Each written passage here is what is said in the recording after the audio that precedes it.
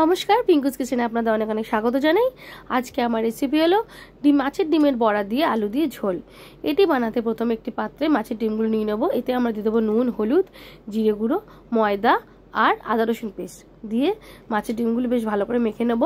এরপর কড়াইতে সাদা তেল গরম করে মাছের ডিমগুলো বড় আকৃতি করে একে একে তেলে ছেড়ে দেবো। দিয়ে এপিট ওপিট বেশ লাল লাল করে বড়াগুলো আমরা ভেজে নেব।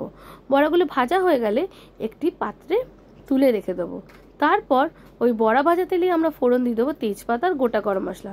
ফোড়ন হয়ে গেলে আলুর টুকরোগুলো একে একে আমরা তেলে ছেড়ে দেবো, দিয়ে নুন দিয়ে বেশ লাল লাল করে ভেজে নেবো। আলুগুলো ভাজা হয়ে গেলে তখন আমরা এর মধ্যে একটি মশলা দিয়ে দেবো।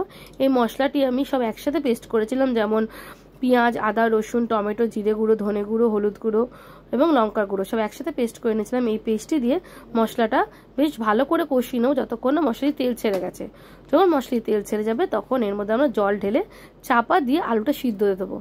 এরপর চাপা খুললে আলু আমাদের সেদ্ধ হয়ে গেছে। এবার এতে আমরা দিয়ে দিচ্ছি মিষ্টি। এখানে আমি চিনির বদলে গুড় ইউজ করেছি।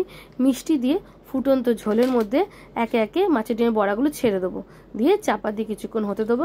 কিছুক্ষণ পর চাপা খুলে থেতো করা গোটা গরম মশলা দিয়ে কাঁচা লঙ্কা দিয়ে কিছুক্ষণ ফুটিয়ে নামিয়ে দিলে রেডি আমাদের মাছের ডিমের বড়া আলু দিয়ে ঝোল। এটি ভাত, রুটি উভয়ের সাথে খেতে খুবই ভালো লাগে।